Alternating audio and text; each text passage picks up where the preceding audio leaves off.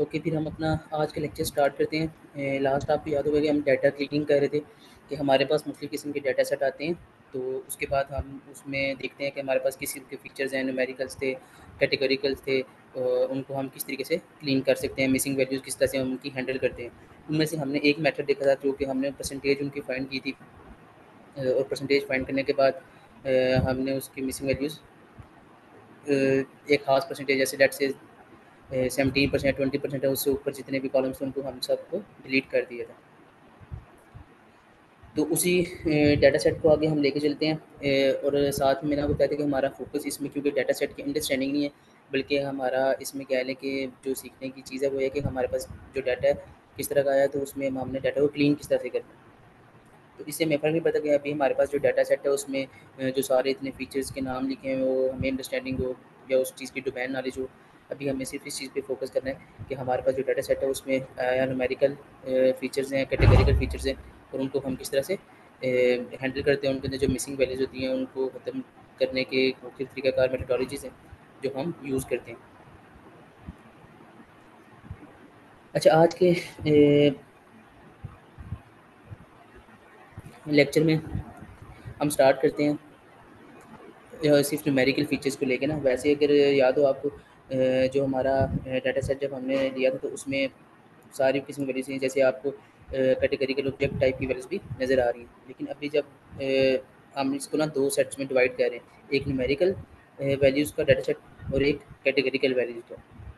Last में हम इसको इकट्ठा कर देंगे, मर्ज कर देंगे जब हमारे पास क्लीन डाटा सेट आ जाएगा। तो उसके लिए हमने क्या किया, न्यूमेरिकल डाटा फ्रेम के नाम से एक हमने कहने वेरिएबल क्रिएट कर लिया। उसमें से मैंने क्या किया कि जो हमारे पास और डाटा मौजूद है उसमें से मैंने खाली जो इंटीजर टाइप और फ्लोट टाइप के हमारे पास कहने फीचर्स थे उनको मैंने सिर्फ सेलेक्ट कर लिया। सेलेक्ट करने के बाद मैंने हमारे पास जो नया डाटा फ्रेम है वो न्यूमेरिकल डाटा फ्रेम में सेव था, उसका मैंने हेड जब प्रिंट आउट किया तो ये देखें आपके पास अब जो डाटा सेट नज़र आ रहा है, डाटा हेड नज़र आ रहा है, उसमें सारी जो वैल्यूज़ हैं वो न्यूमेरिकल टाइप्स की हैं। इसका मतलब है कि हमने बिल्कुल सही सिलेक्शन की है। नेक्स्ट हम अब इतने इस डाटा सेट की शेप भी देख लेते हैं जो हमारा न्यूमेरिकल है। तो उसमें अगर आपको नज़र आएगा तो 39 कॉलम्स हैं, रोज़ तो सेम ही रहेंगी, तो कॉलम्स में कितने हो गए 39। जबकि ओरिजिनली कल जब हमने लास्ट क्लास में जब हमने इसको डाटा सेट लिया तो अराउंड मेरे ख्याल से 80 या 81 इसमें आपके पास कॉलम्स थे बिल्कुल। ये इसकी शेप जब की 82 कॉलम्स थे। तो अभी न्यूमेरिकल फीचर्स जब हमने सेलेक्ट किए तो इसके बाद हमारे पास कहने के 39 समथिंग कॉलम्स रह गए। अब न्यूमेरिकल जो हमारे पास जो कॉलम्स थे उनकी हम मिसिंग वैल्यू चेक करते हैं कि कितनी ज़्यादा हैं। तो उसमें हमारे पास जैसे ये लॉट फ्रंटेज में है 490 मिसिंग वैल्यूज़ हैं। इसी तरह ये एक और कॉलम है, इसमें 23 वैल्यूज़ हैं। एक और कॉलम है, इसमें 159, किसी में एक किसी में दो वैल्यूज़ के मिसिंग है हमारे पास। तो अब इनके कॉलम्स के नाम को एक्सट्रैक्ट करने के लिए वही जिस तरह हमारे पास कल हमने कॉलम्स के नाम सेलेक्ट किए तो उसी तरह हमने एक वेरिएबल क्रिएट कर लिया number of missing value columns के नाम से, और उसको प्रिंट किया तो हमारे पास ये कॉलम्स के नेम्स आ गए जिनकी न्यूमेरिकल फीचर्स वाले खाली कॉलम जो इनकी वैल्यू के मिसिंग है। इनमें से लेट से हम समझने के लिए अंडरस्टैंडिंग के लिए सिर्फ 3 कॉलम्स को सेलेक्ट करते हैं जो इनकी वैल्यू मिसिंग है, जिनको हम देखेंगे उनकी डिस्ट्रीब्यूशंस वगैरह हम चेक करेंगे, और फिर उसके अकॉर्डिंग डिस्ट्रीब्यूशन को देखते हुए हम देखेंगे कि हमने कौन सा मेथड अपनाना है, या हमने इसमें मेन लगाना है, मीडियन लगाना है, मॉड लगाना है, या हम सिंपली परसेंटेज के थ्रू भी वैल्यू कर सकते हैं, हैंडल कर सकते हैं। तो उसके लिए मैंने क्या किया, मैंने 3 जो कॉलम सेलेक्ट किए हैं उनके मैंने नाम लिख दिए लॉर्ड फ्रंटेज के नाम से, और एक एरिया समथिंग है, और एक जॉर्ज है, और इनको मैंने वेरिएबल नाम सेलेक्ट में मैंने सेव कर दी। उसके बाद मैंने इनकी डिस्ट्रीब्यूशन या विजुअलाइजेशन करने के लिए मैंने इन कॉलम्स को कहने के ग्राफ ड्रॉ कर लिए हैं। तो इसमें हमारे पास जो हिस्टोग्राम प्लॉट्स हैं, इसमें हमारे पास सबसे पहले अगर आप देखें तो डिस्ट्रीब्यूशन किसकी है, लॉट फ्रंटेज की है। और अच्छा, आप कोई बता सकता है कि ये जो हमारे पास डाटा है ये किस शेप में है, क्योंकि ये मैंने खुद आपको कराया भी था डिस्ट्रीब्यूशन का कि ये कौन सी शेप है डाटा की।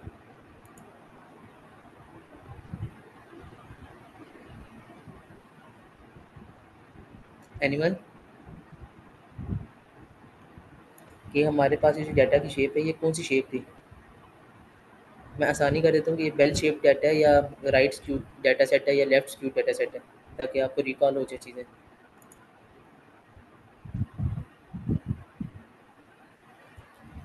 राइट स्क्यू एक हमारे पास आंसर आया। कोई और?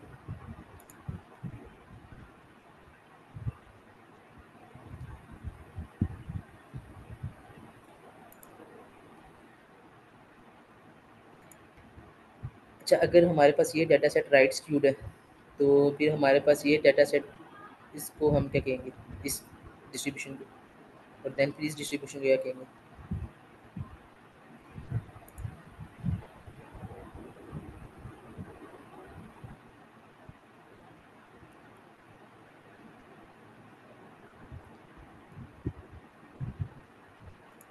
मैं दोबारा दिखा देता हूँ डाटा सेट्स।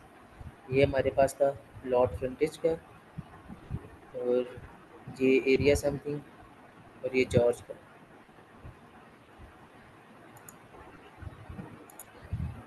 अच्छा, इसमें इस तरह से कि ये जो हमारे पास डाटा सेट है, अगर आप इसमें देखें तो ये तकरीबन बेल शेप डाटा है। इसके दोनों साइड अगर हम देखें तो दरमियान में ये देखें ऊपर एक कर्व आई है, और उसके दोनों साइड पे डाटा जा रहा है। जो हमारे पास क्यूब डाटा सेट होता है ना, उसमें कह लें कि कर्व एक ही तरफ होती है, एक तरफ से कोई हाइट होएगी, दूसरी तरफ से डाटा की टेल ही होती है। जैसे इस केस में हमारे पास है, तो देखें यहाँ पे भी कर्व एक ही साइड ऊपर है, इधर लेफ्ट साइड पे खाली टेल ही आ रही है। तो ये दोनों सेट क्या होते हैं, एक ये लेफ्ट स्क्यूड है और एक ये राइट स्क्यूड डाटा सेट है। तो ये जो हमारे पास सबसे पहले था, ये हमारे पास क्या नॉर्मली डिस्ट्रीब्यूट है, या बेल शेप डाटा सेट कहते हैं। अच्छा, अब इसके बाद हमारे पास सवाल आता है कि हाँ, डिस्ट्रीब्यूशन को देखने के बाद ना हमें अंदाज़ा हो जाता है कि हमने कौन सा मेथड अप्लाई करना है इसके मिसिंग वैल्यूज़ को फिल आउट करने के लिए ना। क्योंकि पहले तो हम क्या कर रहे थे, जितनी मिसिंग वैल्यूज़ थी उनको हमने क्या किया था, ड्रॉप आउट कर रहे थे, मतलब है कि बिल्कुल ही कह रहे कि ख़त्म कर दिया, डिलीट कर रहे थे। तो हमारा डाटा सेट भी काफ़ी रिड्यूस हो गया था, रो वाइज भी और कॉलम वाइज भी। इस सूरत में हम ये करते हैं कि हमारी कोशिश होती है कि हमारे पास जो मिसिंग वैल्यूज़ हैं उनको हम फिल करने की कोशिश करते हैं। लेकिन अब फिल करने के तो तीन तरीके हैं, या तो हम मीन से फिल करेंगे, या मोड से फिल करेंगे, या मीडियन से फिल करेंगे। अब डिस्ट्रीब्यूशन को देखने का फ़ायदा क्या है? डिस्ट्रीब्यूशन हम इसलिए विजुलाइज़ करते हैं कि डाटा किसी की भी अलग-अलग हर कैटेगरी की, जिस तरह अभी हमने हर कॉलम वाइज़ की, हर फीचर की, कि हम हर फीचर को उसके अकॉर्डिंग फिल आउट करें। ना कि हम जनरल को एक ही दफ़ा डाटा सेट पे खाली मीन के थ्रू फिल कर दें। फिर हमारे पास हो सकता है बाद में जो रिज़ल्ट्स हैं वो उतने एक्यूरेट ना, या हमारा मॉडल उतने अच्छे तरीके से प्रेडिक्शंस ना दे सके। तो अब जो हमारे पास सबसे पहले जो कह लें कि बेल शेप या नॉर्मल डिस्ट्रीब्यूशन होती है, उसके केस में अगर हम देखें तो इसमें आउटलायर्स कम होते हैं। याद होगा जब हमने स्क्यूनेस पढ़ी थी, राइट स्क्यूड हो या लेफ्ट स्क्यूड, तो इसका मतलब है उसमें आउटलायर्स होते हैं। कि किसी एक टाइम में डाटा, मतलब है कि उसकी वैल्यूज़ बहुत ज़्यादा हैं, जिस तरह हमने वीकली सेल्स का देखा था कल, सॉरी लास्ट लेक्चर में, कि हॉलीडेज़ में वो बहुत ज़्यादा कर्व उनकी ऊपर गई हुई थी, यानी कि तब सेल्स बहुत ज़्यादा हो रही थी। तो जो बेल शेप डाटा सेट है, इसमें यूजुअली क्योंकि हमारे पास डाटा क्या है यूनिफॉर्मली डिस्ट्रीब्यूट होता है, इसलिए हम इसमें मीन के थ्रू क्या करते हैं, अपने डाटा को फिल आउट करते हैं। और जो हमारे पास राइट स्क्यूड या लेफ्ट स्क्यूड होता है, उसमें हम मीडियन को यूज़ कर लेते हैं। और जो मोड होता है ना, mode basically most repeated value होती है, तो वो मोस्टली हम कैटेगरिकल डाटा में इस्तेमाल करते हैं मोड को। न्यूमेरिकल डाटा पे हम इस्तेमाल करते हैं, लेकिन तब यूज़ करते हैं जब हमारे पास न्यूमेरिकल डाटा के उस फीचर में कहने 3 से 4 वैल्यूज़ चाहिए हो, या 2 से 3 वैल्यूज़ हों, जैसे 0 1 आंसर हो, येस नो आंसर हो। तो इस तरह जब 0 1 होगा ना न्यूमेरिकल में, तो उसमें अगर हमारे पास 0 की फ्रीक्वेंसी ज़्यादा है, तो मिसिंग वैल्यूज़ वाली जो जगह है, उस जगह पे हम 0 से उसको फिल आउट कर देंगे, क्योंकि उसके मोड क्या आ जाएगा, 0 आ जाएगा। लेकिन मोस्टली, लेकिन क्या लें, प्रैक्टिकली हम जब जाते हैं रियल वर्ल्ड में, तो उस टाइम कैटेगरिकल वैल्यूज़ को फिल आउट करने के लिए हम मोड को यूज़ करते हैं। अच्छा, अब इस चीज़ की अगर आप समझ आ गई, तो नेक्स्ट हम हर कॉलम को ना उसके अकॉर्डिंगली फिल करने की कोशिश करते हैं मिसिंग वैल्यूज़ को। तो सबसे पहले हमारे पास लॉट फ्रंटेज कॉलम था, इसको हम, क्योंकि हमारे पास क्या था, ये बेल शेप्ड है, इसको मैंने मीन के थ्रू फिल किया। अब उसके थ्रू फिल करने के लिए हमने क्या किया कि हमने सबसे पहले अपना जो न्यूमेरिकल डाटा फ्रेम थी, उसकी हमने कॉपी बनाई, और एक और न्यूमेरिकल डाटा फ्रेम कॉपी 1 के नाम से उस डाटा सेट में हमने इसको पहले सेव कर दिया। उसके बाद उसकी शेप की, तो वो शेप अभी तो हमने इसमें कोई चेंजिंग्स नहीं की, तो वो शेप सेम है ये। देन इसके बाद हमने क्या किया, जो लॉट फ्रंटेज हमारे पास कॉलम था, उसका हमने क्या किया, उस कॉलम को सेलेक्ट किया, और उसकी मीन वैल्यू, मीन का फंक्शन लगा के उसकी वैल्यू को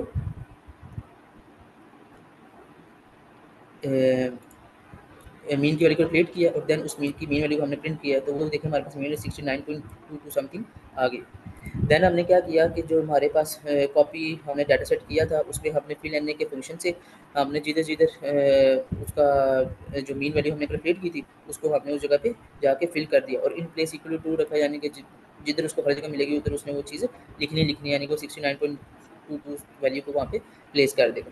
उसके बाद हमने जब इसको मिसिंग वैल्यू चेक की हैं इस हमारे कह लें उन 3 कॉलम्स में जिनको हमने सेलेक्ट किया था, तो उनमें देखें लॉट फ्रंटेज कॉलम में अब हमारे पास 0 मिसिंग वैल्यू आ रही है। अभी इन दोनों की तो हमने मिसिंग वैल्यूज़ नहीं ना फिल की, तो देखें इनमें अभी 23 और 159 वैल्यू स्टिल मिसिंग है। अगर मैं आपको बताऊँ यहाँ पे जैसे ही आपको नज़र आ रहा है इसकी 23 वैल्यू मिसिंग थी और इसकी 159 और लॉट फ्रंटेज के केस में हमारे पास 490 मिसिंग वैल्यूज़ थी। लेकिन अब हमारे पास क्या हुआ, जब हमने नॉर्मल डिस्ट्रीब्यूशन थी लॉट फ्रंटेज की, इसको हमने मीन के थ्रू फिल किया, तो उसके बाद हमारे पास अब इसकी मिसिंग वैल्यूज़ क्या हो गई हैं, 0 यानी कि हमने अपना जो डाटा सेट का जो एक फीचर था लॉट फ्रंटेज का, उसकी मिसिंग वैल्यूज़ को हमने मीन के थ्रू सॉल्व कर दिया, उसके थ्रू हमने उसकी वैल्यूज़ को फिल आउट कर दी। ठीक हो गया ये आपने चलिए मैं कोशिश करूँ थोड़ा आराम से बताऊँ। बाकी चीज़ों में समझ आ रही है यहाँ तक?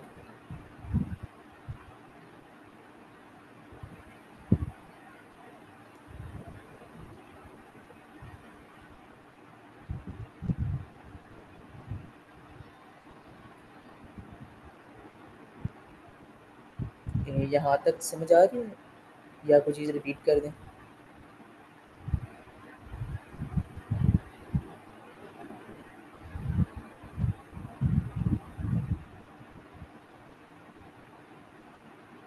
ओके सही है, मैं फिर दोबारा एक बार रिपीट कर देता हूँ। अच्छा, इसमें मैं आपको ना ये बता रहा था कि हमारे पास बेल शेप डाटा में को हम मीन के थ्रू फिल करने की कोशिश करते हैं। तो पहले हमने ना मीन कैलकुलेट करना है।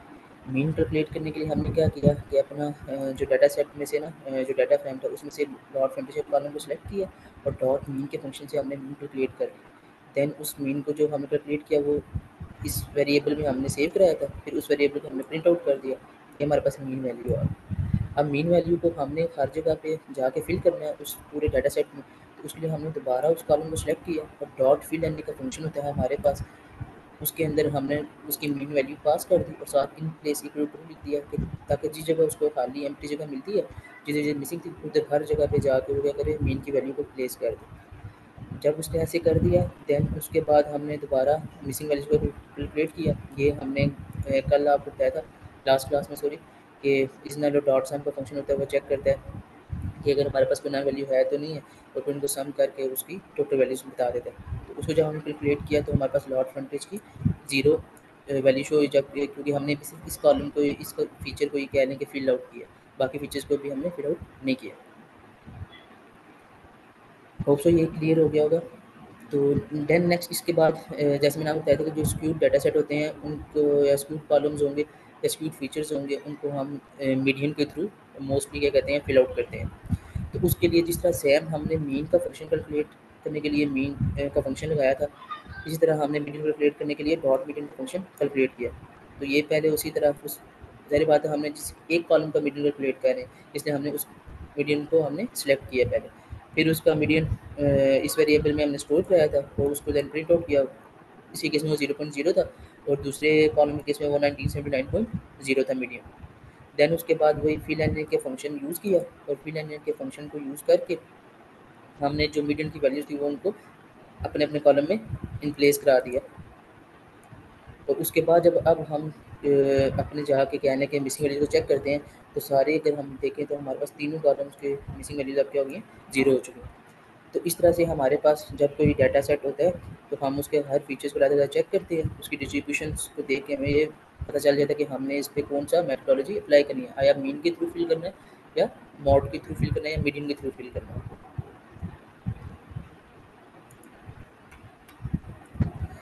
ठीक हो गया।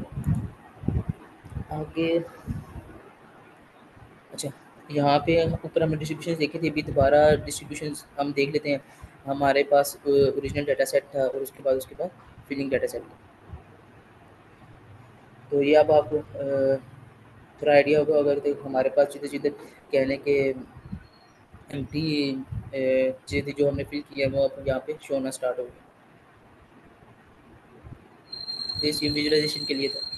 बाकी नेक्स्ट हम मूव करते हैं कैटेगरिकल वेरिएबल्स की तरफ। अब जिस तरह हमने अभी सिर्फ न्यूमेरिकल वेरिएबल्स को सिलेक्ट करने के लिए इधर हमने इंट टाइप और फ्लोट टाइप लिख दिया था, उसी तरह अब हमने इधर कैटेगरिकल डाटा फ्रेम बनाने के लिए अलग से इधर इंक्लूड इक्वल टू ऑब्जेक्ट लिख दिया, ताकि अब हमारे पास जो सिर्फ डाटा फ्रेम बनेगा वो किसका बनेगा, कैटेगरिकल वेरिएबल्स का बनेगा।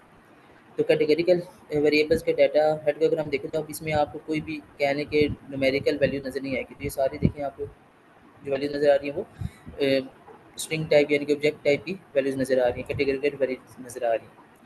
उसी तरह से हम सीजनल डॉट सम के फंक्शन से हमने देखे इसमें बेसिक वैल्यूज़ की तरह, तो इसमें भी कुछ कॉलम्स हैं जैसे ये 2732 और समथिंग इस तरह से, ये हमारे पास क्या है मिसिंग कॉलम्स मौजूद हैं। तो बाकी स्टार्टिंग में तो हम परसेंटेज ही करते हैं ताकि जो मैक्सिमम डाटा जो मिसिंग है 20% ज़्यादा 30% ज़्यादा कैटेगरिकल उसमें से भी तो वो रिमूव हो जाए। देन उसके बाद जो हमारे पास डाटा था उन कॉलम्स को रिमूव करने के बाद जो हमारे पास क्या है 20% ज़्यादा मिसिंग वैल्यूज़ थी, उनको रिमूव करने के बाद हमने एक नया डाटा फ्रेम में सारा डाटा स्टोर कर लिया न्यू डाटा के नाम से। तो अब इसमें अगर हम देखें तो इसमें हमारे पास जो स्टिल कुछ कॉलम्स हैं जिनमें मिसिंग वैल्यूज़ मौजूद हैं। लेकिन अब आपको नज़र आ रहा होगा कि जो परसेंटेज का फ़ायदा क्या होता है कि जो ज़्यादा मिसिंग है जैसे 27 अब 2900 रोज़ थी हमारे पास, उनमें से 2700 वैल्यूज़ मिसिंग है। तो अब इतने बड़े मिसिंग जो कॉलम होगा उसको तो हम खुद से फिल नहीं कर सकते, क्योंकि उसका क्या ही हम मोड निकालेंगे और उसमें अगर हम डाटा को फिल भी कर देते हैं तो वो बाइस्ड हो जाएगा किसी एक तरफ। अब जो हमारे पास जिनको कहने के वैल्यूज़ के आंसर ज़ीरो नहीं था या ज़ीरो से परे, उस सब को हमने नॉन कॉलम में स्टोर कर दिया, नॉन कॉलम को प्रिंट आउट किया, तो इसका हमारे पास वो सारे कैटेगरिकल कॉलम्स आ गए हैं जो हमारे पास जिनमें मिसिंग वैल्यूज़ मौजूद हैं। तो उसके बाद हमने उसी तरह डाटा सेट को जिस तरह हमने कैटेगरिकल न्यूमेरिकल के डाटा फ्रेम को हमने कॉपी किया था कॉपी वन करके, इसी तरह हमने भी न्यू डाटा को कॉपी कर लिया न्यू डाटा कॉपी में। और उसकी शेप में अगर हम देखें तो 37 हमारे पास फीचर्स सिलेक्ट हुए हैं, 37 कॉलम सिलेक्ट हुए हैं। अब इन सबको मैंने जैसे आपको बताया था कि हम इसमें क्या करते हैं कैटेगरिकल डिस्ट्रीब्यूशन में कैटेगरिकल डाटा के लिए कि हम इसको मोड के थ्रू फिल कर देते हैं। तो हमने क्या किया कि हमारे पास जितने भी कैटेगरिकल कॉलम थे जिनमें मिसिंग वैल्यूज़ मौजूद थी, उनको हमने नन कॉलम के वेरिएबल में स्टोर कर दिया था। तो फॉर लूप लगाई, हमने कहा कि वेरिएबल जाओ नन कॉलम में और उसके बाद हम क्या करो हर वेरिएबल को सिलेक्ट करो और उसमें क्या करो जो वेरिएबल होगा जो सिलेक्ट किया होगा उस पे आपने फिल एंटर कर देना, किसके साथ फिल करना है, उस वेरिएबल के मॉड के साथ, यानी कि वो जिस फीचर को सिलेक्ट कर रहा होगा। जैसे लेट से सबसे पहले उसने अगर BSMT के नाम से एक फ़ीचर है हमारे पास या इलेक्ट्रिकल के नाम से एक फ़ीचर है, उसको लेट से उसने सिलेक्ट किया तो इलेक्ट्रिकल के कॉलम में जाएगा और उसके अंदर जो मोड में वैल्यूज़ होंगी उसको वो सिलेक्ट करेगा और उस सारे को फिल लेने के फंक्शन से जो मिसिंग वैल्यूज़ थी उन सारी जगहों में फिल आउट कर देगा। उसके बाद हमने चेक भी करने के लिए अपने कहने के हमें भी पता हो कि आखिर मोड है क्या था हर कैटेगरी का जो भी हमारा फीचर सेलेक्ट हो रहा था। तो जैसे ये इलेक्ट्रिकल के फीचर की मैंने एग्जांपल दिया आपको, तो हमारे पास क्या था इलेक्ट्रिकल में जो सबसे ज़्यादा वैल्यू रिपीट होती है वो ये लिखी हुई थी S8 KR। इसी तरह हमारे पास ये गैराज के नाम से समथिंग वेरिएबल था या फीचर था, उसमें हमारे पास TA के नाम से जो वैल्यू थी वो सबसे ज़्यादा आ रही थी कैटेगरी का। तो इसका मतलब है कि इसने गैराज के केस में TA को सिलेक्ट किया और फिर जिस मिसिंग वैल्यूज़ थी उधर TA को जाके उसने फिल कर दिया। तो अब अगर हम देखें जो हमारे पास न्यू डाटा हमने कॉपी किया था उसकी गणना वैल्यू तो वो सारी क्या हो गई हैं ज़ीरो हो गई हैं, क्योंकि हमने सारे को क्या कर दिया था सिलेक्ट करके इस सारे को ज़ीरो कर दिया था। जी मोस्टली जो स्क्यू डाटा है उसके लिए हम मीडियन यूज़ करते हैं। बाकी कैटेगरिकल की समझ आ रही है?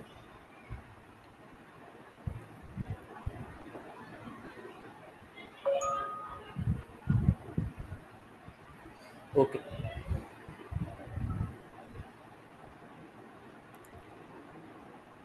अच्छा अब हमारे पास आपने यकीनन जब पांडा स्टार्टिंग में की हुई है ना भाई, तो कंकैटिनेशन करी थी कि किस तरह से हम दो कॉलम्स को या इस तरह से डाटा सेट्स को आपस में ना वापस मर्ज कर देते हैं ना।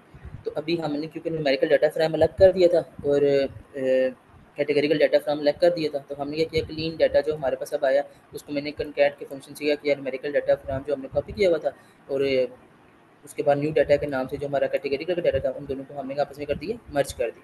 मर्ज करने के बाद हमारे पास सारा डाटा वो किस में स्टोर हो गया क्लीन डाटा में। अब क्लीन डाटा में हमने स्टिल देखना है कि क्या उसमें भी कोई मिसिंग वैल्यू है या नहीं है। अगर तो वो होगी तो वो ट्रू कहेगा उसको और अगर उसमें नहीं है तो उसको फॉल्स कह देगा। तो जब हमने इस नल के साथ में क्रिएट की एनी का फंक्शन आगे लगाया तो उसने यहाँ पे ट्रू लिखा। अब उसने यहाँ पे तो क्यों लिखा है भला? अच्छा ठीक है। अगर आपको याद हो जब हमने न्यूमेरिकल फीचर्स को देखा था, न्यूमेरिकल फीचर्स की सिलेक्शन की थी,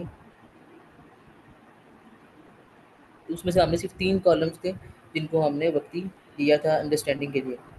हाँ, बिल्कुल। हाँ, वैसे तो ये देखिए ना ये न्यूमेरिकल कॉलम थे ये सारे थे जो मतलब है कि जिनमें मिसमैचिंग मौजूद थी। लेकिन हमने सिर्फ़ इन 3 को सिलेक्ट किया था ताकि हमें डिस्ट्रीब्यूशन की देख के उसके बाद सिर्फ़ समझाने के लिए। इसका मतलब है कि स्टिल हमारे डाटा सेट में कुछ मिसिंग वैल्यूज़ मौजूद हैं। वक़्ती कॉन्कैटिनेशन को समझने के लिए हम इस तरह से करते हैं कि जो हमारे पास ये हमने मिसिंग वैल्यू को देखा तो मिसिंग जब सबमिट करी तो वही सारे जो फ्लोट टाइप के या इंटीजर टाइप के हमारे पास कहने के कॉलम थे वही सारे हैं उन्हीं में मिसिंग वैल्यू मौजूद है और सब में एक एक या दो दो वैल्यूज मौजूद है। तो हम इनको क्या करते हैं कि मिसिंग वैल्यूज को जो है ना सिंपली मीन के थ्रू हम ना फिल आउट कर देते हैं क्योंकि वैसे तो हम इनकी डिस्ट्रीब्यूशन अलग-अलग सेपरेटली चेक करके फिर देन उसके बाद इसको बारी-बारी जिस तरह हमने ऊपर अलग-अलग हर तीनों फीचर्स को चेक किया था डिस्ट्रीब्यूशन फिर देन उसके बाद एक में मीन लगा था और बाकी 2 मीन के लिहाज से हमने फिल किया था वैसे उस तरह ही करना चाहिए। बेस्ट प्रैक्टिसेस वही हैं। लेकिन यहाँ पे सिर्फ़ आपको समझाने के लिए कि हमारे पास डाटा सेट क्लीन हो गया है नहीं, मैं क्या कर रहा हूँ कि मैं समझ कंसीडर कर रहा हूँ कि इन सब की जो डिस्ट्रीब्यूशन थी वो बेल शेप थी या नॉर्मल डिस्ट्रीब्यूट थे, तो मैं मीन का फंक्शन लगा के इसको फिल कर रहा हूँ इन सारे कॉलम्स को। तो जब मैंने उनको फिल किया उसके बाद मैंने क्लीन डाटा सेट के अंदर कोई नल चेक किया तो उसने बताया जी हमारे पास फॉल्स है यानी कि अब हमारे पास सारा डाटा सेट क्लीन है, इसमें कोई भी मिसिंग वैल्यू मौजूद नहीं है। तो यहाँ पे आपके लिए समझ लें एक एक्सरसाइज भी रख लेते हैं। पता नहीं आपने प्रैक्टिस भी की थी नहीं की या आपने ये डाटा सेट दोनों डाउनलोड भी किए थे या नहीं थे किए। मैंने लास्ट लेक्चर में आपको बताया था कि आप गूगल से भी डाउनलोड कर सकते हैं और अगर किसी को वहाँ से ये दोनों डाटा सेट नहीं मिल रहे तो आप ग्रुप में मैसेज करते तो हम वहाँ पे CSV फाइल्स मैम या मैं शेयर कर देता।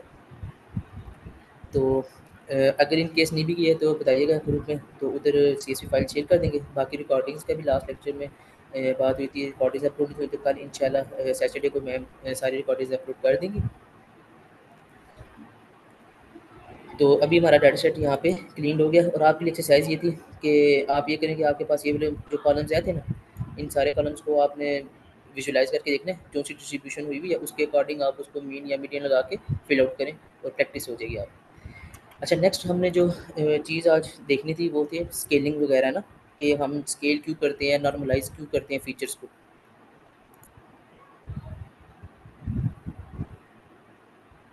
जी जी लेक्चर अपलोड हो जाएगा इंशाल्लाह सैटरडे को मैम कहती कल इंशाल्लाह सारे लेक्चर्स जितने पेंडिंग होंगे वो अपलोड हो जाएंगे।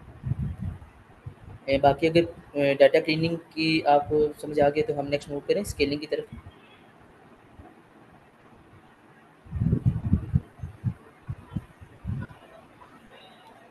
या वहाँ तक किसी को क्वेश्चन तो नहीं है। ओके देन हम मूव करते हैं। अच्छा अब हमारे पास था कि कहने के मुख्तलिफ़ किस्म के फ़ीचर्स आते हैं ना हमारे पास। जैसे हमने देखा वॉलमार्ट का सेल्स का डाटा देखा था, उसमें हमारे पास वीकली सेल्स थी, हॉलिडे फंक्शंस थे, टेम्परेचर था, इस तरह से। इसी तरह अब अगर लेट्स से हमारे पास कोई कहने किसी कंपनी का डाटा सेट आया, उसमें कितने एम्प्लॉइज़ काम कर रहे हैं, उनकी एज होगी, उनकी इनकम होगी, उनकी हाइट होगी, तो इस तरह का डाटा सेट कोई आ गया। तो अब हमारे पास ये होता है कि कुछ मशीन लर्निंग के मॉडल्स ऐसे होते हैं, जो डिस्टेंस बेस पे काम करते हैं। तो उस टाइम पे वो क्या करते हैं उन फीचर्स की तरफ ज़्यादा बाइस्ड हो जाते हैं जिनकी वैल्यू ज़्यादा होती है। जैसे हमारे पास इनकम के केस में लेट्स से अगर 10,000 से 100,000 तक इनकम की रेंज जा रही है तो अब हमारे पास जो वैल्यूज़ होगी जो मशीन लर्निंग का मॉडल होगा वो क्या करेगा वो 100,000 यानी बिगर स्केल की तरफ ज़्यादा बाइस्ड हो जाएगा और उसको ज़्यादा इंपॉर्टेंस देगा। वो समझेगा कि शायद ये वैल्यू मतलब बड़ी है तो इसका मतलब है इसकी अहमियत क्या ज़्यादा है। तो वहाँ पे स्केलिंग आ जाती है कि हम फिर ये करते हैं उन फीचर्स को स्केल करने की कोशिश करते हैं। स्केल करने से मुराद ऐसी है जिस तरह आपके पास समझ लें तराजू होता है तो एक पलड़े पे अगर हमने कोई एक चीज़ रखी है तो दूसरे पलड़े पे भी कहने की कुछ चीज़ रखी है और उसको हमने बैलेंस करना होता है मतलब एग्जैक्टली जिधर बैलेंस हो जाए तो हम कहते हैं कि अब ये क्या हो गया बैलेंस हो गया। तो स्केलिंग करने से मुराद है कि हमारे पास कोई एक फीचर होगा उसको हम दो स्केल ले लेंगे जैसे 0 और 1 के दरमियान की वैल्यू ले ली या कहने को एक मिनिमम वैल्यू उठा ली और एक की कोई मैक्सिमम वैल्यू उठा ली और उसके दरमियान सारी वैल्यूज़ को स्केल कर दी। तो उस तरह से हमारे पास ये हो जाएगा जैसे इनकम के केस में अगर हम मिसाल ले लेते हैं, तो 10,000 मिनिमम वैल्यू आ गई और मैक्सिमम वैल्यू क्या आ गई 100,000 आ गई है। तो अब ये हमारे पास मिनिमम और मैक्सिमम वैल्यू आ गई, तो इसको हम स्केल करेंगे, तो इसका फार्मूला होगा बाकायदा जिसमें हम वैल्यूज़ को पुट करेंगे। और वैसे तो ये हम मैथमेटिकली जब करने जाते हैं स्केलिंग, तो वो एक लंबा प्रोसेस होता है, लेकिन पाइथन के अंदर आपको पता है कि पांडास वगैरह के अंदर लाइब्रेरीज ऐसी मौजूद हैं जो बिल्ट इन ये स्केलिंग का काम कर देती हैं। तो स्केलिंग बेसिकली हम करते क्यों है कि मैंने आपको ये बताया कि हमारे पास कुछ मशीन लर्निंग के मॉडल्स होते हैं जैसे KNN है या SVM है, ये डिस्टेंस बेस पे काम करते हैं। अभी सिर्फ KNN और SVM का नाम पे यार के बाद में जब हम इनको इन डिटेल या इन डेप्थ करेंगे मशीन लर्निंग के एल्गोरिदम्स को, उस टाइम आपको इसकी मज़ीद समझ आ जाएगी। अभी जो हमारा मेन फोकस है वो है स्केलिंग को समझना कि हम स्केलिंग करें क्यों और स्केलिंग होती क्या है। अब स्केलिंग होती क्या ये तो आपको समझ आ गया। अब करते कैसे हैं उसके दो मेथड्स हैं मोस्टली जो हम यूज़ करते हैं। एक को हम मिनिमम मैक्सिमम स्केलिंग कहते हैं जिसको नॉर्मलाइजेशन है, और ये डाटा को रीस्केल करती है 0 और 1 के दरमियान। इसका फार्मूला हमारे पास होता है कि लेट से हमारे पास कोई डाटा है, यानी कोई वैल्यू है, उसकी वैल्यू है एक्स, उसको हम उसके मिनिमम वैल्यू से माइनस करते हैं और डिवाइड कर देते हैं मैक्सिमम माइनस मिनिमम की वैल्यू से। तो हमारे पास जो न्यू पॉइंट आता है वो उस एक्स की जगह हम प्लेस कर देते हैं, जिसको हम एक्स डैश कहते हैं या एक्स बार कहते हैं। अब ये जो मेथड है मिनिमम मैक्सिमम स्केलिंग का, ये हमारे पास जो है उस डाटा सेट के लिए गुड है जिसमें आउटलायर्स नहीं है। और इसकी एग्जांपल समझाने के लिए कि किस तरह से वो स्केल हो जाएगा, जैसे आप देखें हमारे पास एज है 30, मिनिमम एज हमारे पास 18 जाती है, मैक्सिमम क्या 60 है। जब हम इसको कैलकुलेट किया तो जो एक्स प्राइम की वैल्यू है वो 0.29 आई है। तो देखिए अब हमारे पास जो डाटा होगा सारी वैल्यूज इनमें 0 और 1 के दरमियान स्केल हुई होंगी, यानी कि जो फीचर्स हैं बजाय इसके कि उसकी जो अगर 30 साल की एज लिखी थी 30 लिखा होता, और फिर वो 30 को मतलब है कि उधर चेक करता, और फीचर्स की जो लाइन थी उसमें 30 की मशीन लर्निंग एल्गोरिथम समझता कि 30 लिखा हुआ है, 40 लिखा हुआ है, 45 लिखा हुआ है, तो हमारे पास कहने कि ये मोर इंपॉर्टेंट है, और जिस बंदे की एज 18 या 22 है वो बंदा इंपॉर्टेंट नहीं है, या उसके जो फीचर्स बाकी हैं वो इंपॉर्टेंट नहीं है, तो मशीन लर्निंग एल्गोरिथम उसकी तरफ बाइज्ड हो जाता है। अब हमारे पास जब एक स्केल हुआ हुआ डाटा उसके पास जाएगा एल्गोरिथम के पास, तो अब सबको इक्वली ट्रीट करेगा, और इस तरह से वो रिजल्ट्स जो होंगे उसकी एक्यूरेसी बेहतर होगी, और सारा इस तरह से ये फर्स्ट मेथड की आपको अंडरस्टैंडिंग हो रही है।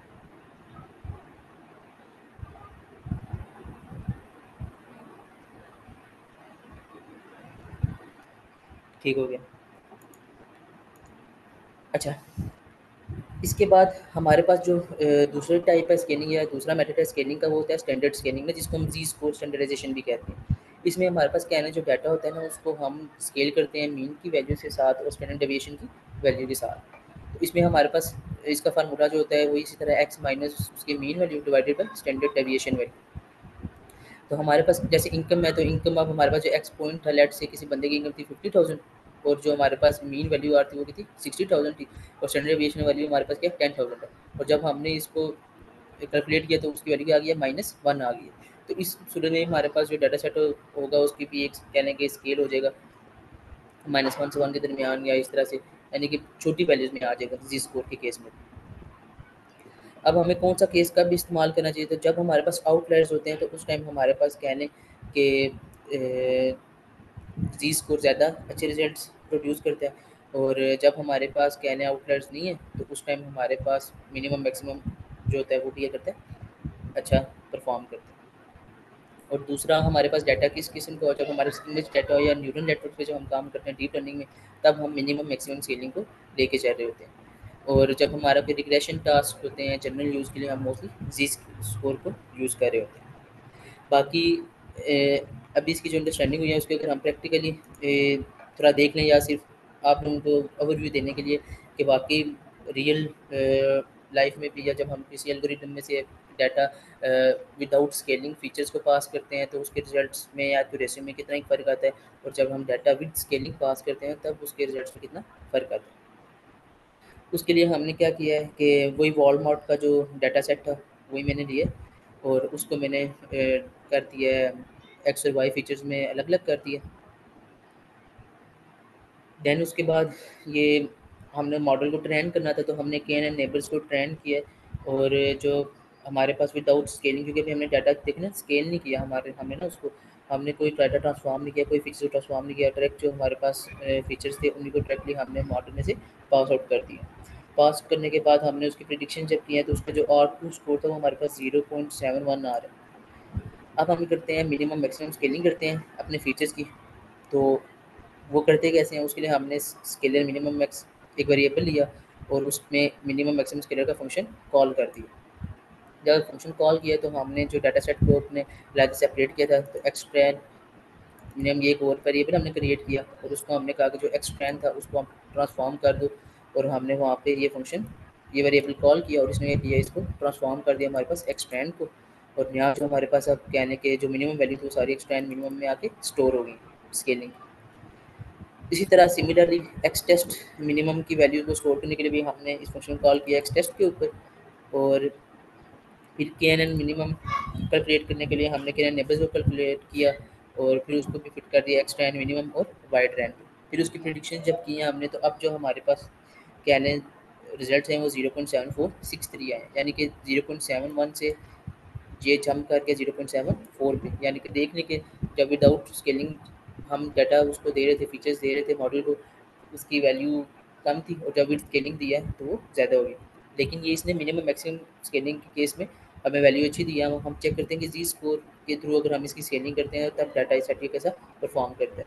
तो हमने इसी तरह सिंपली जिस तरह इधर हमने मिनिमम मैक्सिमम स्केलर के फंक्शन को कॉल किया तो इस वेरिएबल में स्टोर किया, सेम उसी तरह हमने स्टैंडर्ड स्केलर के फंक्शन को कॉल करके उसमें वैल्यू इस वेरिएबल में वैल्यू स्टोर कर दी, और बाकी उसी तरह एक्स्ट्रा एंड एक्स टेस्ट वगैरह में हमने इस फंक्शन को कॉल किया और उसने इसको ट्रांसफॉर्म करके वैल्यू स्टोर कर दी। तो इसके साथ जो वैल्यू है वो 0.69 है। इसका मतलब है कि हमारे डाटा सेट के लिए जी स्कोर यानी कि जो स्टैंडर्ड स्केलिंग होती है वो मतलब है कि अच्छी नहीं है, वो डाटा सेट इस पे अच्छा परफॉर्म नहीं कर रहा हमारा मॉडल। तो इसलिए अगर हमने अपना डाटा सेट का अच्छे परफॉर्मेंस देनी है तो हमें क्या चाहिए, हमें मिनिमम मैक्सिमम स्केलिंग को चूज़ करना चाहिए, इस स्केलर को चूज़ करना चाहिए।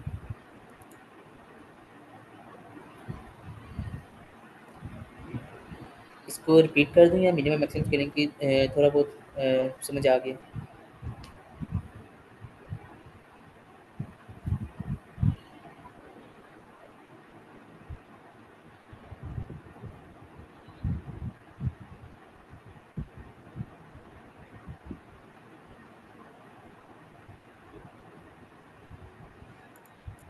ओके। अच्छा, इस तरह से था मैं बता रहा था आपको कि हमारे पास वही वर्ल्ड मॉड का डाटा सेट था जो हमने लास्ट लेक्चर में देखा था। हमने क्या किया कि हमने एक्स फीचर्स और वाई फीचर्स बना लिए दो अलग अलग। अब वाई बेसिकली हमारे पास टारगेट फीचर होता है और एक्स हमारे पास बेसिकली कहने के प्रिडिक्शन जिसको होते हैं, या कहने के एक्स वेरिएबल्स होते हैं उस तरह से कि इंडिपेंडेंट वेरिएबल्स हैं, इंडिपेंडेंट फीचर्स आ गए, और वाई हमारे पास टारगेट यानी कि डिपेंडेंट फीचर आ गए।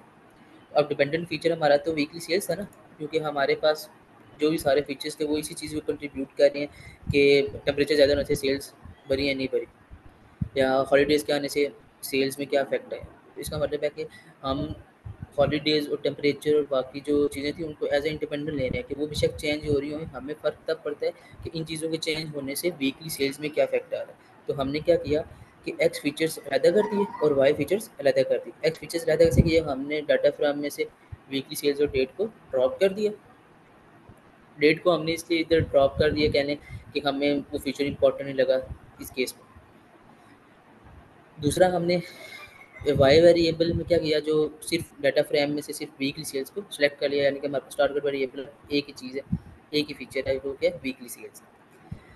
देन उसके बाद हम टेस्ट ट्रेंड स्लिप का कह रहे हैं वेरिएबल्स क्रिएट किए, X train X test Y train और वाई टेस्ट, यानी कि डाटा सेट को हमने ना कहने मज़ीद तोड़ा है। अब वो मज़ीद हम उसको क्यों कहने के ब्रेक डाउन करते हैं, वो इसलिए करते हैं कि हमारा मॉडल ट्रेंड होगा, फिर जो ट्रेंड डाटा सेट पे जो वो ट्रेंड होगा उसके बाद हम उसको टेस्ट करते हैं ताकि हमारे पास उसको प्रिडिक्ट कर सके कि आया कि अनसीन वैल्यूज़ के ऊपर वो कैसे परफॉर्म करेगा। तो मॉडल को हम दिखाते हैं सिर्फ ट्रेंड वैल्यूज़ हैं जो एक्स ट्रेंड और वाई ट्रेंड में कहने स्टोर हुई होंगी, और उसकी जब प्रिडिक्शन कराते हैं तो वो हम एक्स टेस्ट के ऊपर प्रिडिक्ट करा लेते हैं। इस वजह से हमने ये चार वेरिएबल्स क्रिएट किए, X train X test Y train और वाई टेस्ट। फिर ये टेस्ट ट्रेंड स्प्लिट का फंक्शन होता है, उसमें हमने क्या किया, एक्स और वाई जो हमने वेरिएबल्स थे वो इसको पास कराएं और इस तरह हमने टेस्ट का साइज बता दिया 0.2 और रैंडम स्टेट उसकी रख दी 42 कि तुम रैंडमली इतने परसेंट 20% मतलब है कि जो डाटा है उसको तुम एज अ टेस्ट में स्टोर कर दो, बाकी फीचर्स ट्रेंड में स्टोर कर दो, जो एक्स ट्रेंड और वाई ट्रेंड है, जो बाकी फीचर 20% वो एक्स टेस्ट और वाई टेस्ट में स्टोर कर दें। देन उसके बाद हमने के एन एन रिग्रेसर का के एन एन मॉडल कॉल किया और उसको n neighbour is equals to 5 कर दिया। इसकी वैल्यूज हम चेंज भी कर सकते हैं, 5 4 3 2, डिपेंड करता है। मोस्टली हम इसमें फीचर्स के अकॉर्डिंगली इसको ना चेक कर रहे होते हैं। फिर हमने इसको एन एन डॉट फिट का फंक्शन कॉल किया और फिट में हमने देखे एक्स ट्रेन और वाई ट्रेन, जो मैंने अभी आपको बताया था ना कि हम सिर्फ जो ट्रेन के कहने के वेरिएबल्स होते हैं उनको मॉडल को दिखाते हैं और फिर हम बाद में उसकी जो चेकिंग है या टेस्टिंग है वो हम टेस्ट होने पे करते हैं। तो इस तरह हमने एक्स ट्रेन और वाई ट्रेन के जब वेरिएबल्स को पास आउट किए तो के एन एन इस डाटा पे क्या हो गया, ट्रेन हो गया। जब इस डाटा पे ट्रेन हो गया तो हमने इसको प्रिडिक्शन करने के लिए वाया प्रिडिक्शन के एन एन का वेरिएबल क्रिएट किया और डॉट प्रिडिक्ट का फंक्शन कॉल करके उसमें से एक्स टेस्ट को पास कर दिया। जब हम एक्स टेस्ट को पास करेंगे तो अब इस पे क्या हो जाएगा, इसकी कोई एक्स टेस्ट हमारे मॉडल ने देखा तो नहीं था ना, अब इसकी वैल्यू पे वो क्या करेगा, प्रिडिक्ट करेगा वैल्यूज़ को। जब इसकी वैल्यू को प्रिडिक्ट करेगा तो उसके बाद हम आर टू स्कोर कहने के एक एक्यूरेसी चेक करने के लिए या मॉडल की परफॉर्मेंस चेक करने के लिए कुछ मुख्तलिफ स्कोर्स होते हैं। मीन स्क्वायर रूट एरर होता है, एम ए बी होता है, मीन एब्सोल्यूट एरर होता है, इसी तरह में से एक आर टू स्कोर होता है। तो हमने इस केस में आर टू स्कोर को कैलकुलेट किया। तो आर टू स्कोर को कैलकुलेट कैसे किया, क्योंकि हमने एक्स टेस्ट को जब प्रिडिक्ट करवाया उसकी वैल्यू वाई प्रिडिक्ट की एन में स्टोर हो गया। तो वाई प्रिडिक्ट एन यानी कि जो वैल्यू एक्स टेस्ट के बेस पे मॉडल मॉडल ने क्या लें कि प्रिडिक्ट की हैं, वो सारी वैल्यूज़ को कंपेयर करेगा वाई टेस्ट की वैल्यू के साथ और देन उसने आर टू स्कोर के प्रिंट कर दिया हमारे पास। तो वो हमारे पास क्या आ गया, 0.717 आ गया। देन उसके बाद हमने क्या किया, हमने कहा कि हम इसकी ये तो हमने वो डाटा कैलकुलेट किया है जो कि विदाउट स्केलिंग था। जब हमने मतलब फीचर्स विद स्केल किए बगैर डायरेक्ट हमने मॉडल को दे दिया। अब हमने कहा कि अब हम अपने डाटा सेट को तब देखते हैं जब हम इसको स्केलिंग कर रहे हैं। तो स्केलिंग करने के लिए हमारे पास मिनिमम मैक्सिमम स्केलर का एक फंक्शन है, उस फंक्शन को हमने इस वेरिएबल में स्टोर कर दिया। अब जो हमारे पास ऊपर एक्स ट्रेन और एक्स टेस्ट सिंपल थे, उन दोनों को हमने क्या किया, उन दोनों को हमने फिट के फंक्शन से ट्रांसफॉर्म किया मिनिमम मैक्सिमम स्केलिंग के थ्रू और उनके वैल्यूज़ अब जो न्यू थी वो एक्स ट्रेन मिनिमम और एक्स टेस्ट मिनिमम में स्टोर कर दी। फिर उसी तरह हमने के एन नेबर को कॉल किया और अब बजाय इसके कि हम उसको सिर्फ सिंपल वैल्यू देते तो हमने एक्स ट्रेन की मिनिमम वैल्यू दी, यानी कि स्केल हुई हुई वैल्यूज़ को दी है। इसी तरह हमने जब इसको प्रेडिक्ट किया तो उस टाइम भी हमने एक्स टेस्ट मिनिमम यानी कि स्केल हुई हुई वैल्यू दी है। उसके बाद हमने आर टू को जब से कैलकुलेट किया तो वो हमारे पास थोड़ा बेटर है, यानी कि 0.74 आ गया। देन उसके बाद हमारे पास जो कहने के जी स्कोर था, स्टैंडर्ड स्केलर था, सेम उसी तरह वो भी काम करते, सिर्फ इसमें स्टैंडर्ड स्केलर का फंक्शन कॉल हो जाएगा, इधर हमारे पास मिनिमम मैक्सिमम स्केलर का फंक्शन कॉल होगा। तो बाकी वेरिएबल्स के ना तो आप अपनी मर्ज़ी से रख सकते हैं। तो इधर हमने क्योंकि मिनिमम मैक्सिमम स्केलर था तो इसलिए हम एम मिन मिन लगा रहे थे। इधर हम स्टैंडर्ड स्केलर यूज़ कर रहे थे, इधर हम एसटीडी लगा रहे हैं। तो ये वेरिएबल्स का नाम हम इसलिए भी कहने के थोड़ा सूटेबल से रखते हैं ताकि बाद में जब हम आए तो हमें भी याद हो कि अच्छा ये वेरिएबल हमने रखा था। तो ये हमने इसका नाम कोई मीनिंगफुल भी रखा था, नहीं रखा था, ये क्यों लिख दिया हमने इधर। अब इधर हम ए लिख देते, हमें क्या पता रहता कि ए क्या है, या बी लिख देते एक्स टेस्ट की जगह, तो हम तो नहीं पता बी क्या है। जब एक्स टेस्ट लिखा होगा हमें याद होगा अच्छा ठीक है, ये जो है ना हमारे पास जो टेस्ट के लिए हम डाटा सेट को 20% साइड पे करते हैं, वो लिए फीचर्स इसमें सेव हुए हैं। तो देन उसके बाद हमने क्या किया, इसके आर टू स्कोर कैलकुलेट किया और 0.69 उसकी वैल्यू आ गई।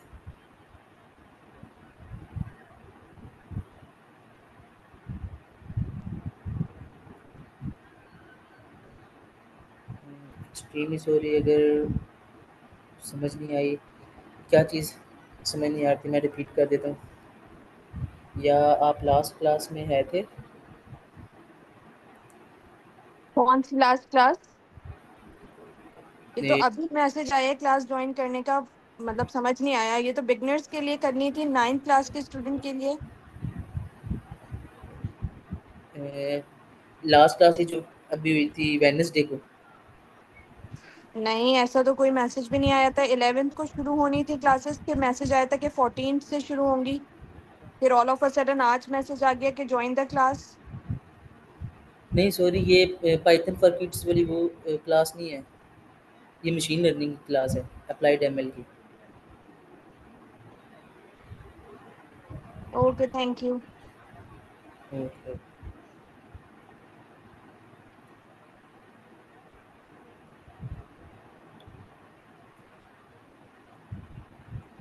ठीक है, बाकियों को समझ आ रही है स्टूडेंट्स को?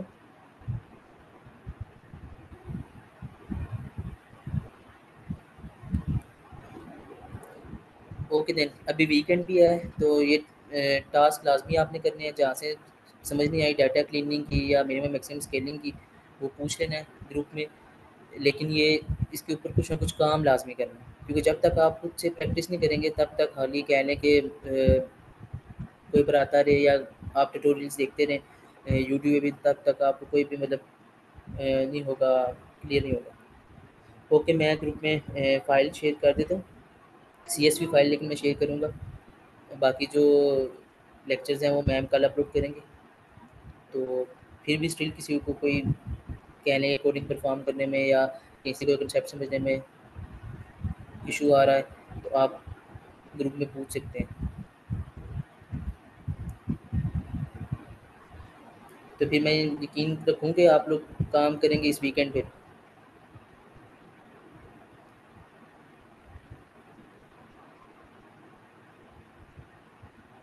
कोई भी नहीं काम करना चाह रहा।